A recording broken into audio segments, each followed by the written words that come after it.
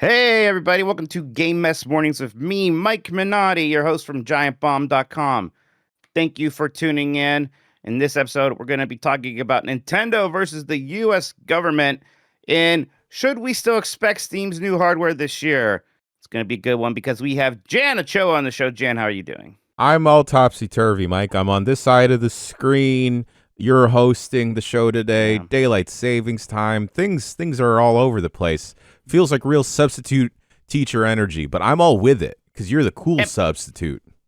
People mostly like seeing the substitute teacher. Every once in a while, you got like the hard-ass sub who's going to show everybody that he needs to be taken seriously too. But most of the time it meant you were going to watch a movie or just kind of, do a stupid true or false test or something. It was right. That didn't really count for your grade. Yeah. It's busy fine. work. Yeah. Except today, we got nothing but hot stories for everyone. Yeah, we do. There's a few things popping off on this Monday. So I'm going to be excited to get into all of that. Just like I'm sure you're excited. You're going to be seeing Jeff later, right? Yeah, so Jeff's not here because he's in San Francisco for the Game Developers Conference. He's got a panel he's doing there about independent games media. What does he know? What does he know, right? Ugh. That fool, that parading buffoon. Yeah, I checked out Day of the Devs yesterday, Mikey, and that was really cool. Shouts out to all the lovely people that said hi. A couple of people, Mike, said that they're so happy for you that you're done with Virtuoso.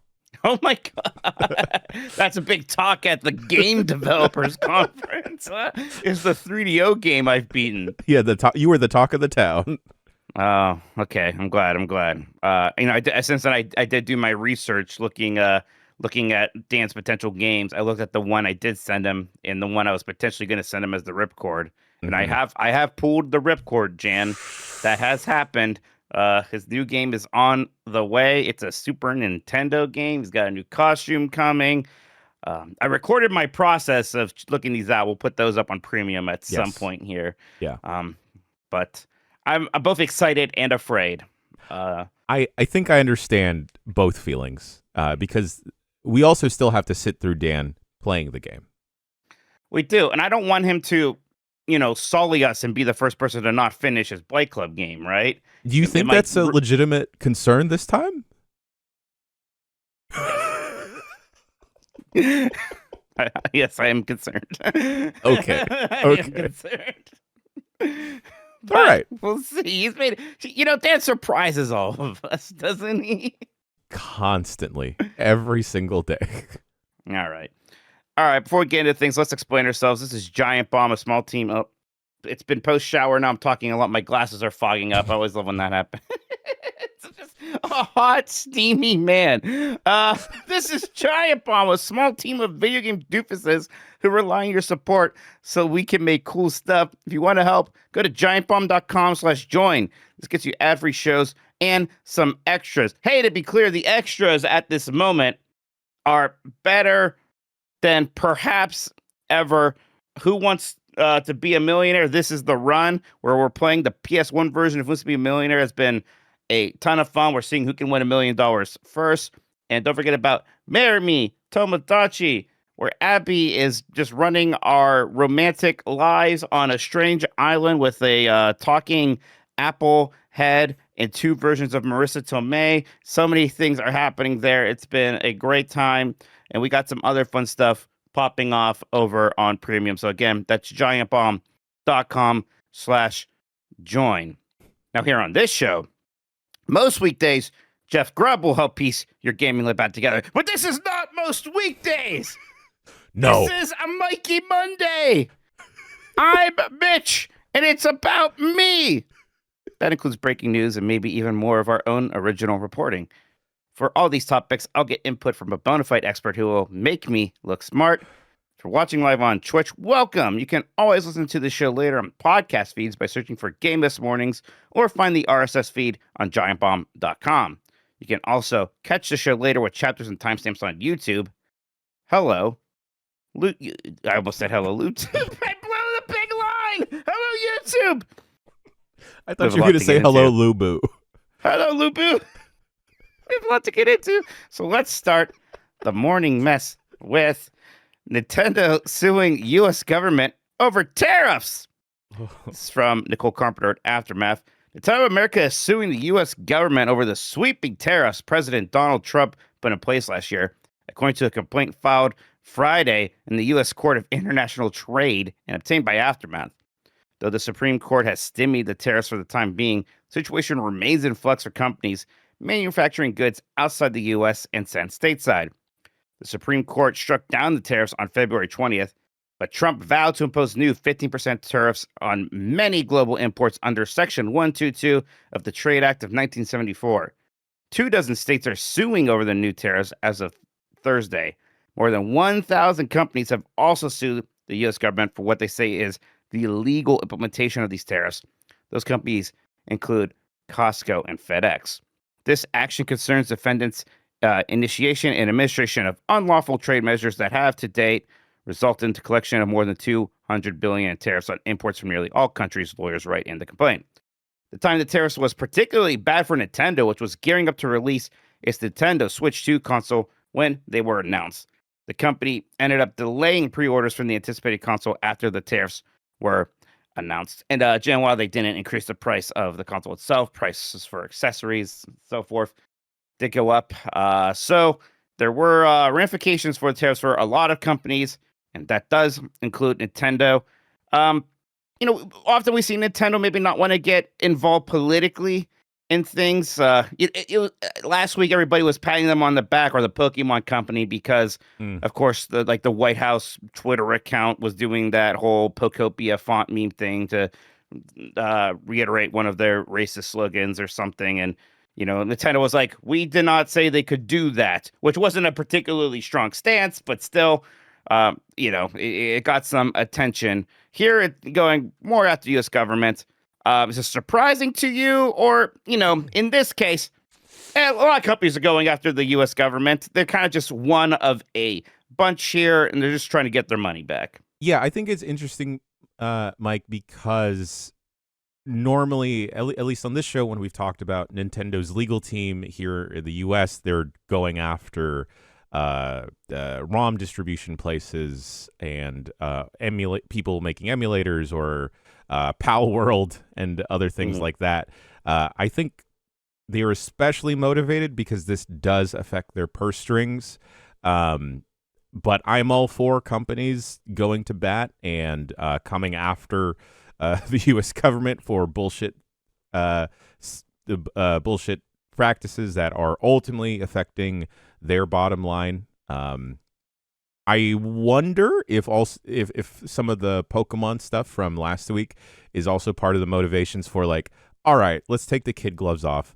Let's actually organize and get together to show them that we mean business as well. And I bet with other companies stepping up, and big companies like Costco and FedEx, like you mentioned, that Nintendo feels a little bit more emboldened as well to, like, throw their hat into this as well. Right.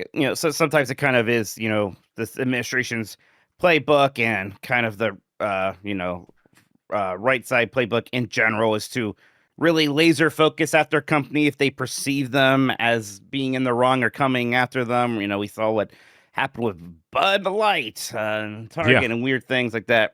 In this instance, again, there's already 1,000 companies suing the U.S. government.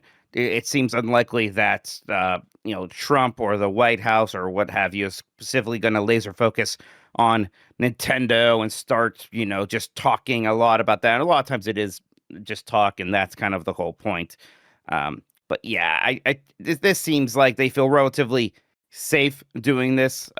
Obviously, they have a great case. The Supreme Court, which is a pretty Trump friendly Supreme Court filled with his appointees, even they were like, hey, that was illegal.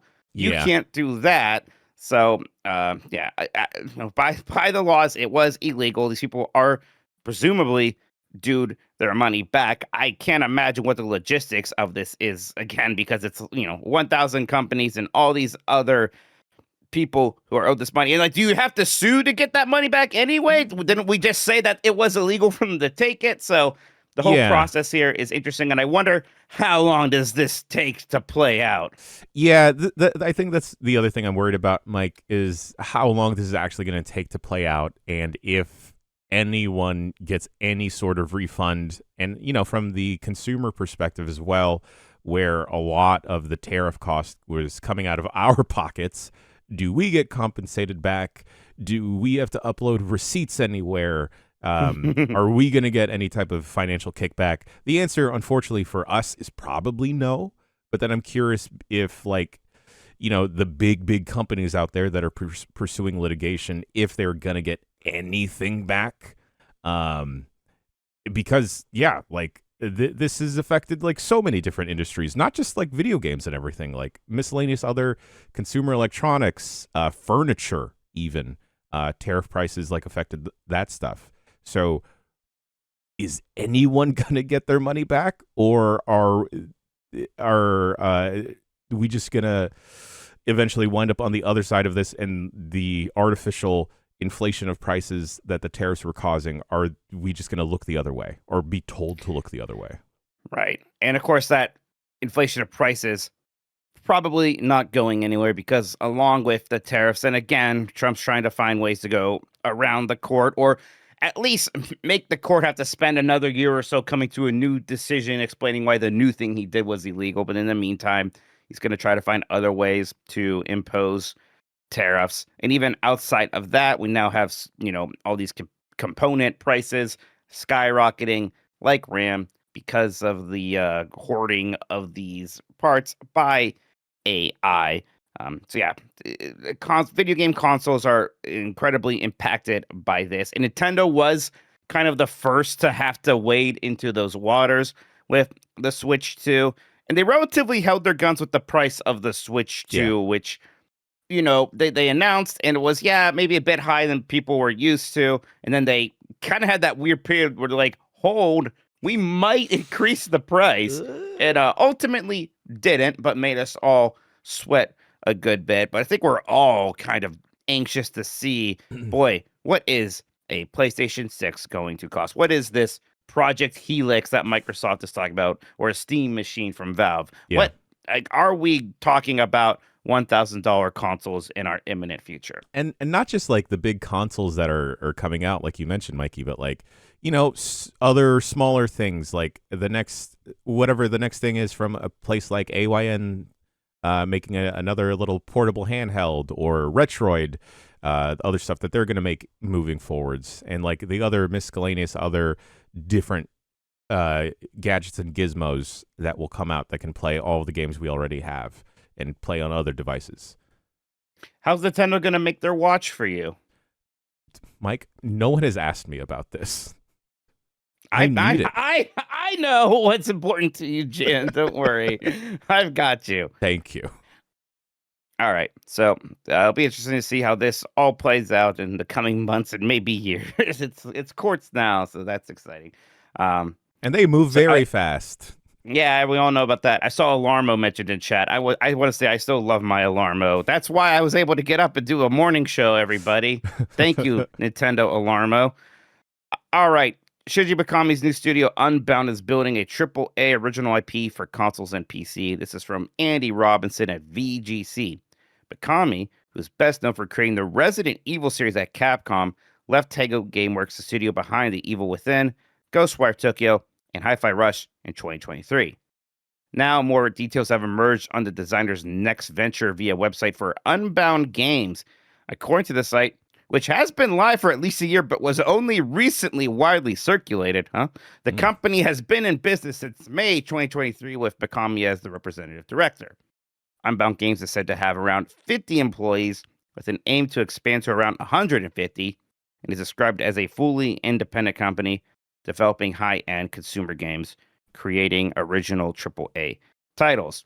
According to job listings, Unbound is currently developing a high-end original IP project powered by Unreal Engine 5 for PS5, Xbox, and PC, and has aspirations to work on smaller-scale titles concurrently in the future. Shinji Mikami is, of course, a legend. Created Resident Evil, which is more relevant than ever, actually, in Yes. this moment. And those games just keep doing well. And aside from that, survival horror in general having quite a bit of a renaissance at the moment. Of course, Resident Evil at the height of its powers, Silent Hill back from the dead. It is maybe in a better position than it has ever been. We've had other great games recently like Alan Wake 2. Yeah. So yeah, it makes a ton of sense for Shinji Mikami to continue to and we don't know that the next game is necessarily survival horror, but when Mikami last created a studio with Tango Gameworks, we got The Evil Within as kind of the flagship franchise over there. Did you ever play the Evil Within games, Jan? No, those always missed me because I was a little scaredy cat. I did play Ghostwire Tokyo, and I wasn't as thrilled with that, unfortunately. But I have heard good sentiment around the Evil Within games.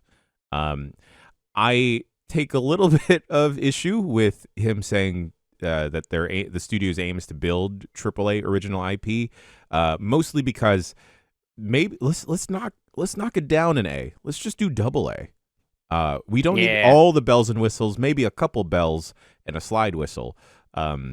Just because I don't, game development takes super long. I don't want them to throw years into a game just for the sake of trying to match whatever artificial benchmark that people have put in front of them. As I fully trust them to make a game that looks good, plays good, and is maybe a little spooky. And of course, Tango Gameworks also gave us Hi-Fi Rush. I want to be careful about using the term AA games because I know Jeff hates it so much, and this is his show. I want to be respectful, but games that probably didn't take 5 years to make and didn't have a giant budget per se. And even when he's talking about the size of the studio here, 150 employees, that's a lot. Yeah. But it's also not a ton anymore these days in some ways. Yeah. So I'd be curious what can happen. I'm a little concerned about where the funding is coming from. Sure. Right. Because, we saw Nagoshi Studio from the Yakuza creator just lost its NetEase funding. I think over the weekend, it was a Friday, and now that studio might be closing. Right. So, there's a lot of the same names that often fund these studios from these big name developers, and then they maybe get bored, or you have one shot to make one hit, and if that doesn't work, you're out. Right. So, so I hope Unbound has a pretty good chance here. The other part I'm interested in, Mike, is the fact that this is like another studio to attract talent in Japan, potentially global talent as well. Just because I believe it was on Game This Morning's last week where Grubb had the story of just general development practices in Japan, and like that being a little bit more stringent in terms of like, hey, we go through so many hoops to find the right person for the job because they tend to stick with a company for an extended period of time, if not their whole career sometimes. So if this opens up the door for a lot of like talent that didn't get in the door in any other Japanese studios, or helps cultivate development in Japan, I am all for it. Right. And unlike over here, they may not fire people as often in Japan. They have laws that make that more difficult to do, but they could also just not hire as many people. Right. And then as people kind of eventually, leave and they don't refill those positions, it's the same kind of downsizing that can happen over there. So yeah, more opportunities to give, what I imagine is a great stable of Japanese game developers who maybe don't have work at the moment, a home. I would like that. So yeah, I'm hoping we see something cool from Unbound someday. Again, normally I'd be pretty skeptical about story game developers, new studio. Yeah. But he has done this once before with Tango Gameworks, which kind of has had its own weird history. But yeah. All right. Final Fantasy VII Remake Part 3 director reveals gameplay mechanics and locations fans can expect. So from Vicky Blake at IGN. Final Fantasy VII Remake Part 3 director Naoki Hamaguchi has opened up about what to expect when the third installment of the highly anticipated multi-chapter game releases not too far in the future, including new gameplay mechanics and locations, some of which we have yet to visit in the Remake series. Talking to Bloomberg, Hamaguchi teased that allowing fans to visit Rocket Town in space is one of the elements the team had to switch around with Rebirth, as well as Wutai, not because Yuffie's made a very prominent appearance stating her case about her homeland. So if Wutai's not featured, I think the fans are going to yell at me, quote. Hamaguchi also revealed he has expanded on the high wind gameplay experience, and flying is a very large part of the third installment. Sadly, he wouldn't be drawn on chocobo breeding. I can't say yea or nay on the actual breeding, but there is an element in the third installment involving chocobos that is a little different than Rebirth, or whether or not we'll go underwater. Toriyama handled the submarine portion of the game, Matomu Toriyama, so perhaps he has injected himself into there, and I will leave it at that. But he did suggest that given now and where Rebirth ends, that should hint at how the third installment will begin in the Great Glacier area. Jan, I've enjoyed these Final Fantasy VII Remake games quite a bit. It's interesting to kind of hear some of these details leak out ahead of this game actually being revealed or announced yet. Yeah. Where are you with the remake series? Are you looking forward to part 3?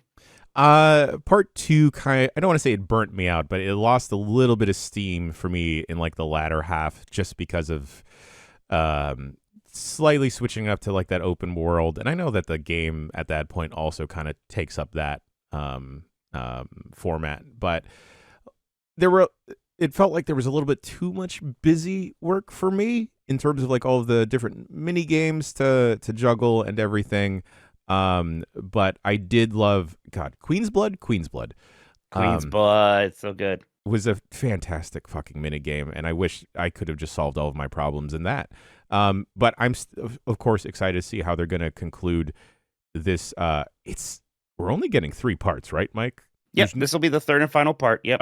Okay. Because I was, as you were reading through the story, it dawned on me like, this is gonna be the last one, right? They're not gonna try and spin this up to get to a part 4 at all. Final Fantasy VII will never die. There will be other ways for them to release Final Fantasy VII adjacent media. But as far as this remake trilogy, this will be part 3. And I've heard some other people kind of drop off the game. Rebirth was a very big game. I liked how big it was. I loved how just kind of filled with ridiculous content it was. I loved all of the mini games, especially the bad ones. It just kind of reminded me of those actual big PS1 RPGs in a lot of ways. But I understand that it kind of does become a lot in the open world stuff, even though it's obviously very different from like the kind of map slop Ubisoft games we can sometimes get. It sometimes felt like that a bit when it's like, open up your map and go to the icons and do the things at the icons. Even though a lot of that stuff was optional, it still could kind of feel overwhelming. I'm just curious how they're going to differentiate part 3 from part 2, because part 2's big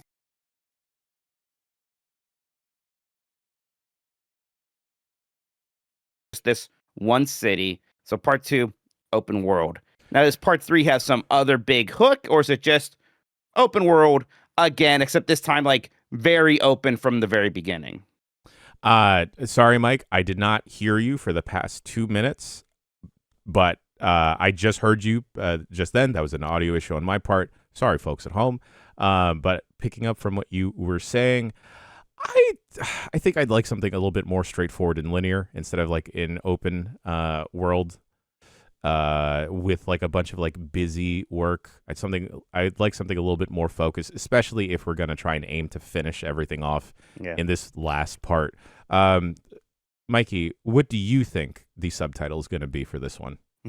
Well, first off, I bet you will not be getting your wish. I bet this one will just also be open world from the very beginning. Because I think they already used Reunion for they did the for Crisis something Core else. remake, which honestly, part 2 should have been called Reunion because people say the word every 5 seconds. I think it'd be fun. Yeah, it would be funny if they just use Requiem again at this point. Reunite, relive, Ripcord, record,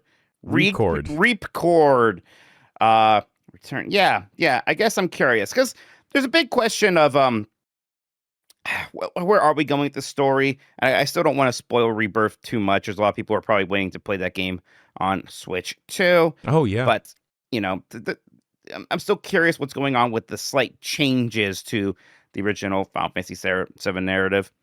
There are some things that are mentioned, from this interview that I think are interesting, like the high wind flying experience that being expanded upon. I know initially fans were disappointed that we didn't go to Rocket Town, which in the original game is kind of where you meet Sid, the pilot, and that was missing in part two. That makes sense to move that to part three, because even though Sid shows up in part two, he's not a playable character. Obviously, they're holding off on that until part three, and I'll be curious to see how he plays. Yeah. That'll be fun. The fact that we're getting some type of update and some type of news from it makes me curious if we're actually going to finally at least maybe see a release window or at least a trailer, any sort of tangible news on part three. Yeah, it's got to happen at some point this year, you would think. Maybe as late as the Game Awards, maybe earlier than that. Maybe it can happen at Summer Game Fest or just at some other showcase at some point. It feels like we got to hear about something Final Fantasy, because we don't really have a Final Fantasy project to look forward to. There's not even a Final Fantasy 14 expansion announced right now. We don't have any other remakes happening. There's rumors of a Final Fantasy 9 remake. It seems like that might not be happening anymore if it ever was a project. So yeah, as a Final Fantasy fan, I would like something to get excited about. Yeah, I'm also curious about like how Square is treating Final Fantasy, whether it's a remake or a potential newer title, or Mikey, even Kingdom Hearts 4, and where any of these other projects are along in their development cycle. There was other talks of maybe like another Final Fantasy Tactics game. But I don't know if that would be a remaster or remake of the Advance series or a completely original new Tactics game. I'm curious because, like you said, we haven't had any big news on Final Fantasy as a whole in a while. Yeah, the Tactics remake seems like that did really well, is my understanding. So I don't know why you wouldn't do something else with Tactics. And then what is Final Fantasy 17, which is that's a number. For some reason Final Fantasy 17 just has a bad mouthfeel. 16 still felt good to say. Blank blank 17, boy, that is a big number. And I wonder what that game's going to look like. I doubt it's going to be a character action game like 16 was. I don't know if they're going to like go completely back to roots. It is straight up a turn-based RPG again, but I would like to see that. I think it's interesting that he's being cagey about chocobo breeding, because that's a big Final Fantasy VII component that we haven't really seen in the remake trilogy yet. We had the racing in part 2, but I'm kind of like, well, why wouldn't you do more with the chocobo breeding aspects of things? So I kind of still expect to see it. I think it's already been mentioned Queen's Blood's going to be back, though. So, hey, that's the most important thing, because that Queen's Blood is amazing.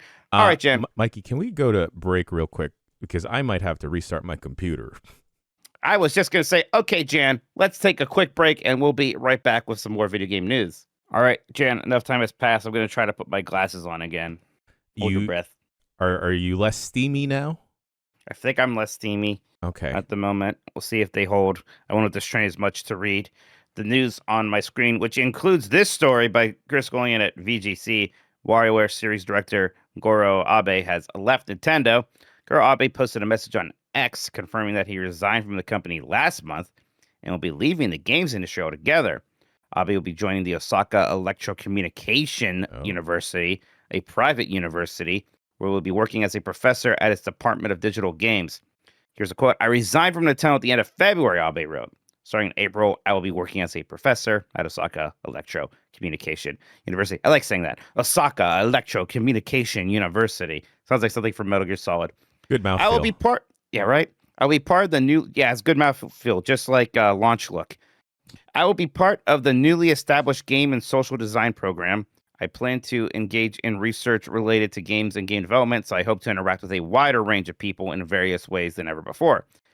Abe briefly worked at ASCII in 1996 before ASCII. ASCII, ASCII. He worked in ASCII in 1996 before joining Nintendo. I'm still steaming up. In 1999, where he was one of the programmers on the Game Boy Advance title Wario Land 4. He then played a major role in the first WarioWare game, where he worked on game design, graphic design, and micro game programming. Since then, Abe has mainly worked on the rest of the WarioWare series, serving as director in WarioWare Inc., Mega Party games on GameCube, WarioWare Twisted on GBA, WarioWare Touched on DS, WarioWare Smooth Moves on Wii, WarioWare DIY on DS, Game & Wario on Wii U, WarioWare Gold on 3DS, WarioWare Get It Together on Switch, and WarioWare Move It on Switch. So this was kind of the series steward for a long time there. Do you think this means anything for the future of the WarioWare series, Jan? I think if Goro Abe felt comfortable enough to like outright completely leave, that he has maybe planted the seeds for future sickos at Nintendo to continue the legacy of WarioWare and other similar games. Yeah, I think that's right. And we're also sort of in a place where I don't know if anybody super wants another WarioWare game at any time super soon here. I think I was surprised we got 2 on the Switch, where after a while it seemed like we weren't getting any. Then we got Get It Together and Move It almost back to back. Did either of those titles move you very much, Jan? It was more so one of those games that I just appreciated us streaming on the website and playing, and that the fact that another one of those got made. And I realized that that sentiment isn't great, because cool, glad that it got made. I'm not buying it though. But it was fun to see as many WarioWare games get shipped as however many did. Yeah, and I was happy to see those games come out. I bet we'll get another WarioWare game sometime. I kind of hope what we get next from Wario is something that's more Wario Land adjacent, or dare I say, even another 3D Wario game. I think Wario World is horrendously overlooked. It's a super fun 3D platformer on the GameCube. A kind of bigger game in that style could be awesome. But even if they wanted to make another 2D game that was, Wario Land 5, I'd be into that a lot. Getting to play some of these games on NSO and the Wario Land series, and even the Virtual Boy one, which is, easily the Virtual Boy's best game. There might be something of a hankering for 2D Wario again. Sure. I'm curious if Nintendo would feel okay. They did this with Cadence of Hyrule, of letting another indie studio take on the IP of Zelda. I'm curious if, would Nintendo be okay giving them maybe one of their their starting team players? Like, if they give someone a weird studio Wario, I'm like, hey, make something with this. What can you do? I'd be interested to see that. And there were a lot of games recently that were very Wario adjacent in the indie space, like Pizza Tower, right? Anton Blast, right? Yeah. So, part of me is like, why not just tell one of these teams that they can make a Wario game? I mean, come on, they're giving away the Bubsy license to an indie studio, and that's going to work great. If it's good enough for Bubsy, it's good enough for Wario. Yeah. Get Wario on the phone. Yeah, absolutely. All right, Falcom announces Dragon Slayer project for console. This is by Saruman Jamatsu. Falcom's announced Dragon Slayer project. It's tentatively titled 45th Anniversary Project for consoles. A genre, specific platforms, and a release date were not announced. The first Dragon Slayer game launched for the PC 8801 in 1984 as a new type, real type role-playing game. The game garnered attention for its unique systems, such as simple and easy to understand controls, like ramming into adjacent enemy characters to attack, distinctive growth elements where players bring experience points and items back to home to strengthen their characters, puzzles, and so on and so forth. Basically, Jan, it was one of the early action RPGs. Oh. It sort of spawned off other games like Xanadu and that series, and also The Legend of Heroes, which was initially part of the Dragon Slayer series, and then Legend of Heroes spun off into its own thing, which became the Trails series, like Trails in the Sky. Okay. So Dragon Slayer has a bit of a heritage. Now, the weird thing to me is that its lineage kind of does extend to both, Trails, which is already, Falcom Big Temple, and then Falcom's other temple, Ys, which initially inherited the bump combat, but has become Falcom's action RPG franchise, whereas Trails is their more turn-based franchise. So I'm curious where they can slot in a Dragon Slayer, bringing that back, and what exactly that could look like all these years later. Yeah, I'm curious. I know with the remakes, they kind of like switched up the combat where you could do a little bit more action RPG stuff, but also switch back to the turn-based combat. I wanted to like the game more. I think maybe I'll eventually give it another shot. It's just very dialogue heavy from the jump. But I could see there being perhaps like a third pillar that kind of combines both or tries to combine both. I'm actually surprised we haven't seen more games, Mikey, try and ape Final Fantasy VII Remake's combat system of it being semi-action, semi-turn-based, at times kind of feeling like a rhythm game. Yeah, and there's got to be some that are sort of there, but what I'm seeing more of is games like that Trails in the Sky remake, and even Metaphor, where it's like, okay, and when you're running around, it's like an action RPG, and then you initiate the turn-based combat. Yeah. That seems to be the flavor of the moment, and that's a pretty good system as well. But yes, I'm curious if maybe we'll see a few more Final Fantasy VII likes, because I like that combat system a whole lot. It's nice. It's very nice. Next here, Amazon hikes Pokopia price as the new Pokemon game seemingly sells out everywhere. This is by Andy Robson, VGC. Nintendo Switch 2's big new Pokemon game, Pokopia, appears to be experiencing widespread shortages of its physical version, with major retailers worldwide claiming to be sold out. Pokopia, the first Switch 2 exclusive Pokemon entry, released last week and is available as a game key card via its physical edition. However, dozens of retailers appear to have run out of supply entirely already. In the U.S., retailers include Walmart, GameStop, Target, and even Nintendo's official store are sold out, while Amazon has unofficially raised the price of Pokopia's physical version to $80, seeming to capitalize on demand. Similar situation in other regions, including the UK, Australia, and others, where major retailers are already sold out. According to the game business editor, Christopher Dring, UK sales data suggests that physical supply of Pokopia was seriously undersupplied at retailers. It's likely a similar situation worldwide, he said, suggesting that the shortages could be down to an underestimation of demand rather than a significant upswell in sales. Maybe. I bet that sales for this game are very strong. And, we talk about physical, digital all the time. People still like to buy physical Pokemon games, even when it's that key card, which, I think a lot of us hate. And I'm always curious, like the general audience, do they really understand what that is, and do they care? It's hard to tell. But so yeah, I think undersupply is a situation there. But boy, I imagine this game is probably also just selling well in that there is a lot of demand. What do you think, Jan? I think this game is going to do gangbusters. And for as much as our audience and audiences that are very online have distaste for virtual game key cards, the general audience out there that is just looking to pick up the new thing, or maybe doesn't follow games media as much, I don't think they care as much about virtual game key cards, that they're fine just picking it up.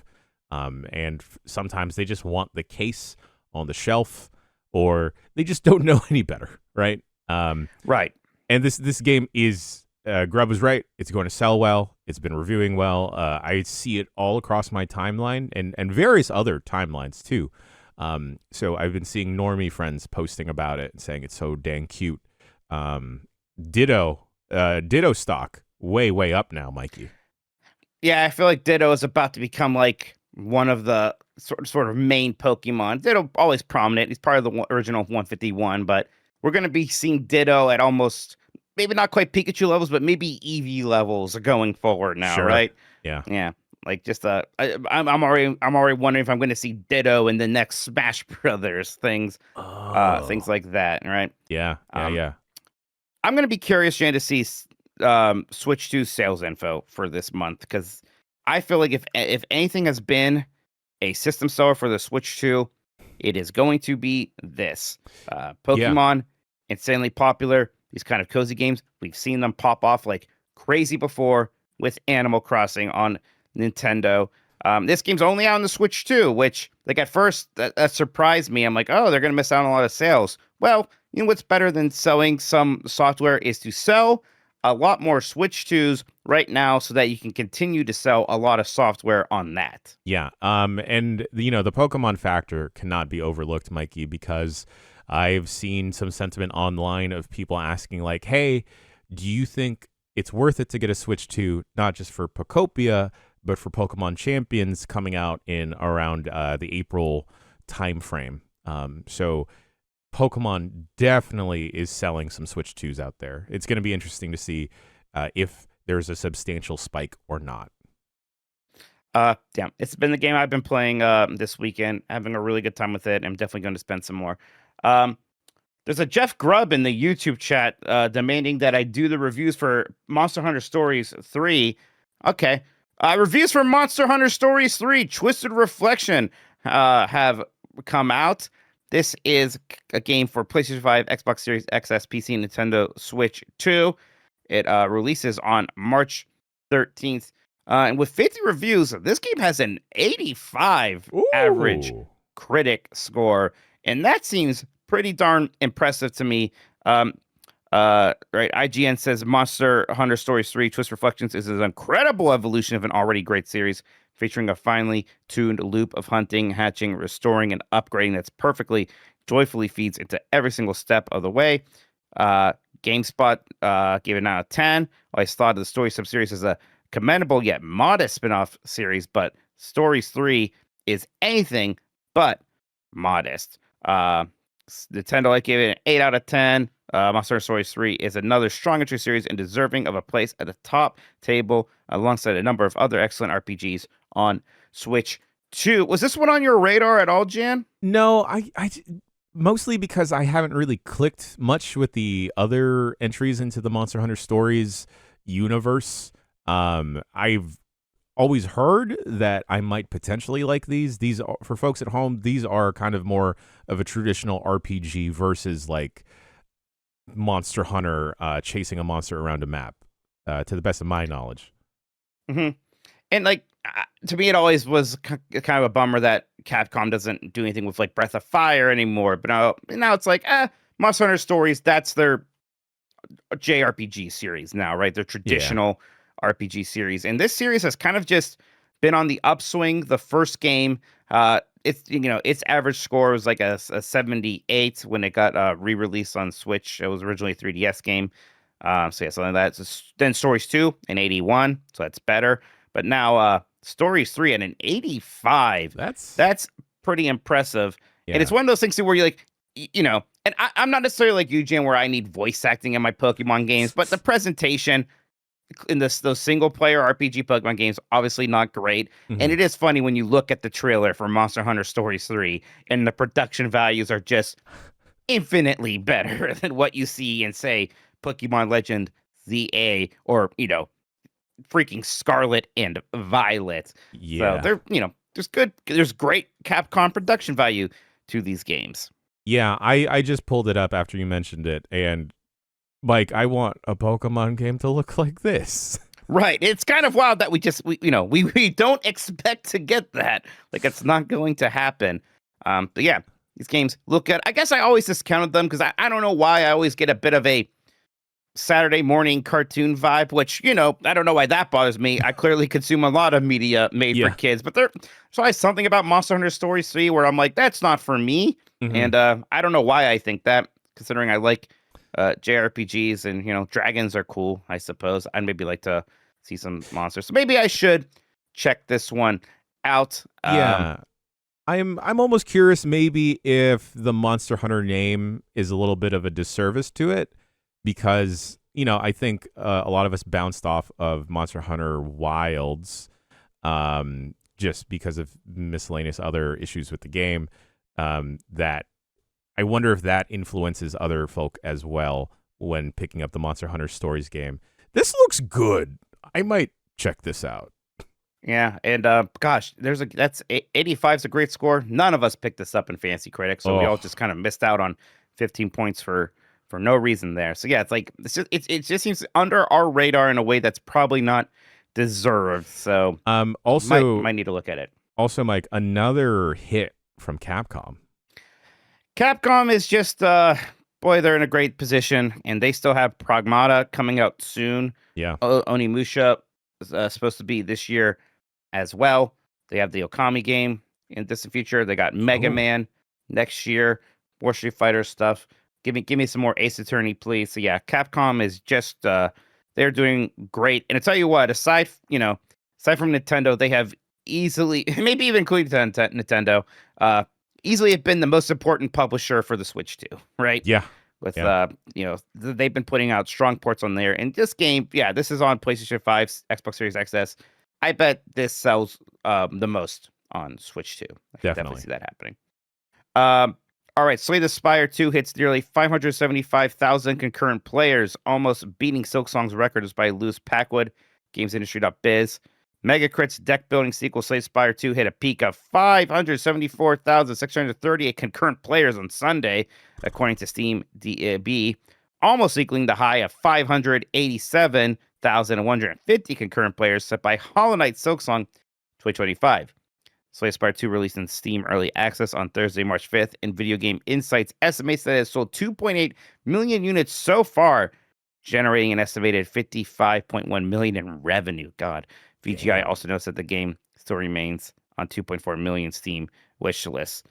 For comparison, the original Slay the Spire sold over 1.5 billion units on Steam between its early access launch in 2017 and March 2019, with the official 1.0 launch coming on January 23rd, 2019. So early access, this game is already a giant hit. It's already huge. It's already making a ton of money. And again, it just came out on early access. There's going to be a full release later. Over 500,000 concurrent players for a single player. Oh, there's co-op now, but for a deck building kind of, roguelike game, absolutely wild. And it's interesting how we see these sequels come out to kind of the big standard bearer, super popular evergreen indie games like your Hades ones, your Hollow Knights, and now Slay the Spire. And boy, those games do well. But when that sequel comes out and you are building off of 5+ years of anticipation for that, people show up. Yeah, it's so interesting to see this, Mikey. Also, I am pasting a news story in the doc here that apparently is just breaking. But I'll rattle off this thought here. It's interesting to see the indie space having so much success with single player games versus how the big boys are kind of trying to go after live service games and getting mixed success.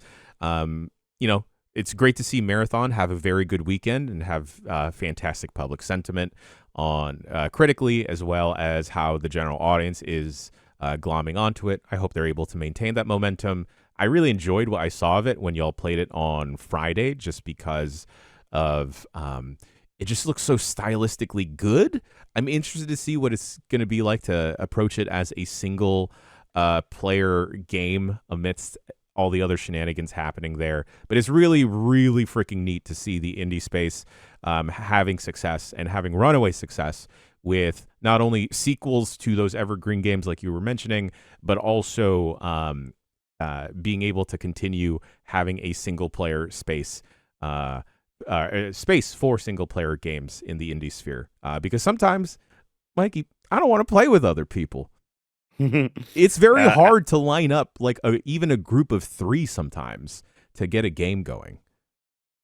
Absolutely. I think we can't do Myst today because Jeff's out. I think we might use that time slot to look at Slay the Spire 2. I haven't tried it yet. I'd like to see what it's up to. So we haven't made our schedule for the week yet. We'll do that after this show, but likely going to be playing some Slay the Spire 2 today. All right, so this is some breaking news here. This is from Rebecca Valentine at IGN. EA lays off staff across all Battlefield studios following the record-breaking Battlefield 6 launch.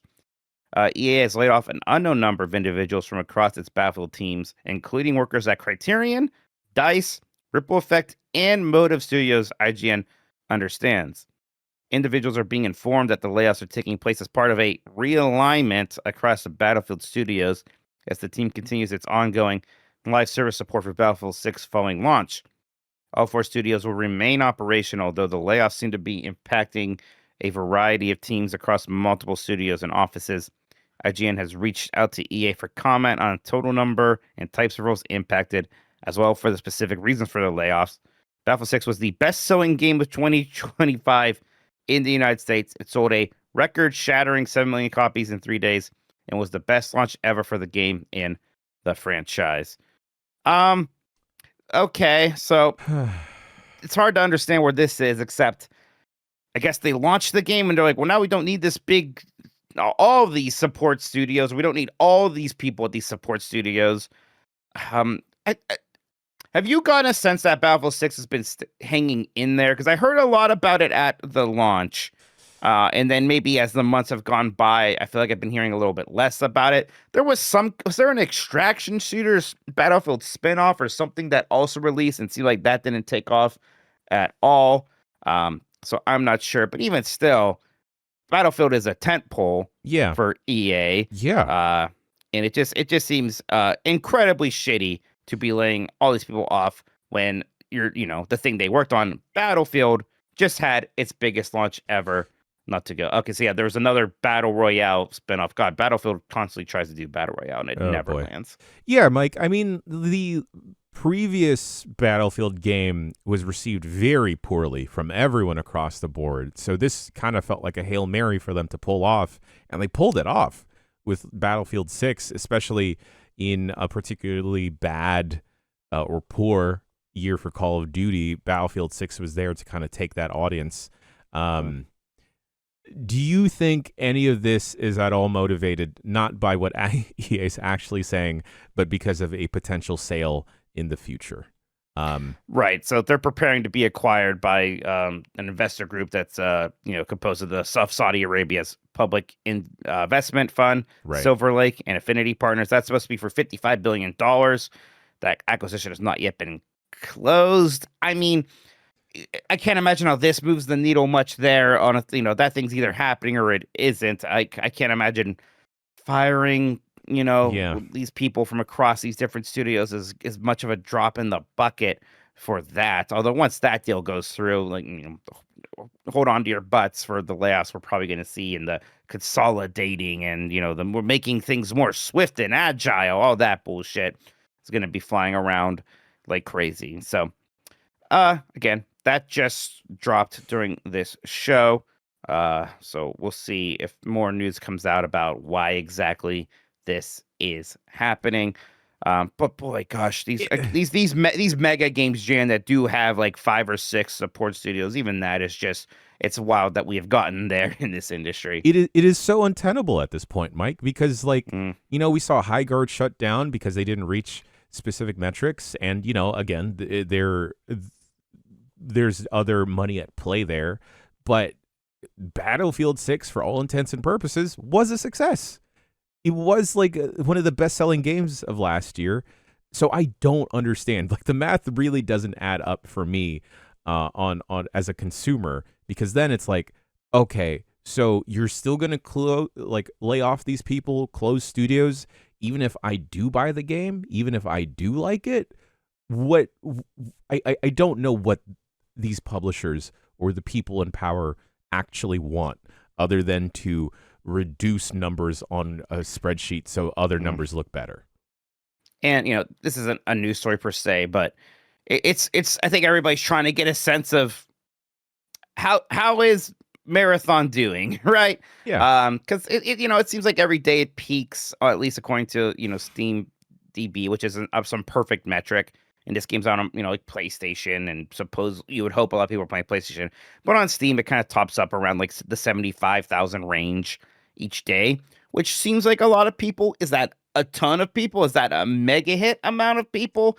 I don't think so. In Yeah. my mind, it should be good enough, but PlayStation, Sony might have very specific ideas about how expensive this game is and what sort of player base and how many sales it needs to do to make that money back. So, like, I even something that seems like it's doing well to me by certain metrics, like Marathon, I don't know. I don't know if it's doing well enough.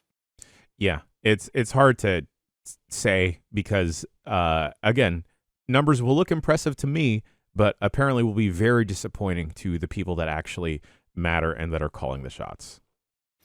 All right, last story here. Valve insists it will release Steam Machine and Steam Frame in 2026 after blog said it, quote, hoped to. This is by Chris Scully on VGC. Valve has reiterated that it will release the Steam Machine and Steam Frame in 2026 after posting a blog that implied it could be delayed. So, they did this blog post basically, Jan, and it's like, here's the lineup of hardware we announced in 2025. We hope to ship in 2026. But as we shared recently, memory and shortages have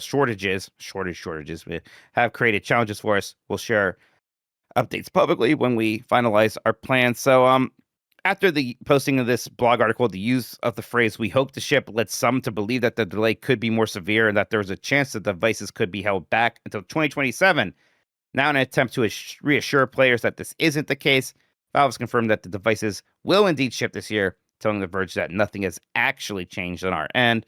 The blog article was then edited to remove the "we hope to ship" wording, replacing it with a more certain commitment to release in 2026. So I don't know. There's a part of me, Jan, that's like, I certainly believe them, but I still wouldn't be surprised if something happens here. Yeah. It's Valve, or maybe Valve was just going to say, well, I guess these things are going to be expensive and, you're going to have to deal with it. They aren't necessarily reaching for that giant super mainstream audience. They are making a bit more of an enthusiast product, so they can get away with they will not sweat the high price as much as, say, PlayStation will. But even still, they want to sell these things.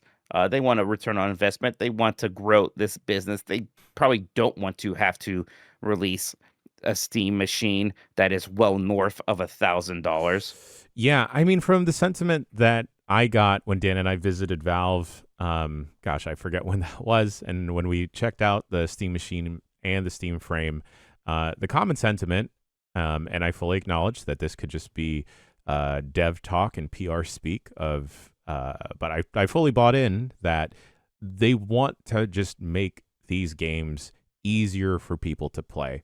PC games easier to play across the board, whether it is now at your living room, a different TV at your house, and then making VR a little bit more approachable. And understandably, that's all going to be expensive as is. But I would like to give them the benefit of the doubt is like that they're still kind of at least trying to keep the consumer in mind and trying to make sure that this isn't going to be obscenely expensive and at least somewhat approachable. Like, I was always surprised at like how much the Steam Deck cost when it originally launched. I'm like, oh, okay, that's not as bad as I thought. And maybe they're also hoping to get people having that thought as well initially when they announced the Steam frame and the Steam machine of like, oh, that's not that bad. It'll be curious to see what happens here when we hear more about these things. I'm certainly not expecting them, like, I don't know. I'm not expecting them sooner rather than later, right? It's multiple things here. So maybe Steam frame happens before Steam machine. I think a lot of people just want the controller, honestly. So it's like, give us the controller as soon as you can. I want to mess around with that. Yeah, I am curious, like, I don't know a lot about product development, but I wonder, is that factoring into component parts with a controller? I don't know. All right, Jan. That's it for the news stories here. I now know and understand that Friday is when the bomb 12, bomb 10, 12, right? 12. Bomb 12 happened, so there wasn't a poll on Friday. I did make a new poll here. Have you bought Pokopia? Your options are yes, no, and I don't have a Switch 2. So just curious to see, maybe you'll get some kind of sense of how big Pokopia fever is going through our community at the moment. But yeah, what about you, Jen? I mean, you didn't buy Pokopia. You actually got an early code for it, but you imagine if that wasn't the case, that the Pokopia fever would have swept you up and you would have been in there? Yeah, I think so. I think seeing such a positive sentiment from that little preview round was enough to convince me. And I don't know, we could all use a little bit more whimsy in our lives, given the hellfire surrounding us. And Pokopia is nothing but lovely whimsy. It's good. And unlike, say, like sometimes the Animal Crossing games are like, there's nothing else for you to do today. You did your stuff for the day. This game never kind of stops you, right? Yeah. There's always something to do. I just kind of got to my first next region. Ooh, okay. Right. So Fun. yeah. Fun. So yeah, that's big. And I actually my first Pokemon Center should be done being built today. So I'm excited to see what's going on. Yeah, for the most part, like that's there are big builds in the game that will take in game a day or real life time a day, but then that's kind of it, Mike. You can just do whatever you want. Yeah, it's just it's addicting. It is. It's a game that you want to play and are thinking about when you're not playing it. All right, everybody. Thank you so much for hanging out with me. Jan, thank you for joining me and helping me along here as I cover for Jeff. What a day for Mikey's. What a day for Mikey's. So what's happening on giantbomb.com? Like I said, no miss today, but we're probably checking out Slay the Spire 2. So please look forward to that. I'm probably gonna try and make my way down to GDC later today, if not the rest of the week. So if you are attending GDC and you see me, don't be shy. Go say hi. Love talking to the community. And hey, if you have a game that you're showing off at GDC, I'm very poor at responding to emails, but just grab me and shove me in front of your demo station. That happened yesterday, and I checked out a lovely game that I'll talk about tomorrow on the Bombcast. So you heard it. You heard him, everybody. Shove Jeff and Jan. Shove them. Grab Grubb, shove Jan. There you go. Okay, I like it. That makes sense. Bombcast tomorrow as well. And we'll figure out what else we're doing this week. So thank you again, everybody. I don't. He has this written too. I'm like, what do I say at the end there? With that, we are out. Thank you to our guests. Thank you for being the best audience of games. Right? He says that. And until next morning, miss. Have a good one. Take care of yourself and goodbye.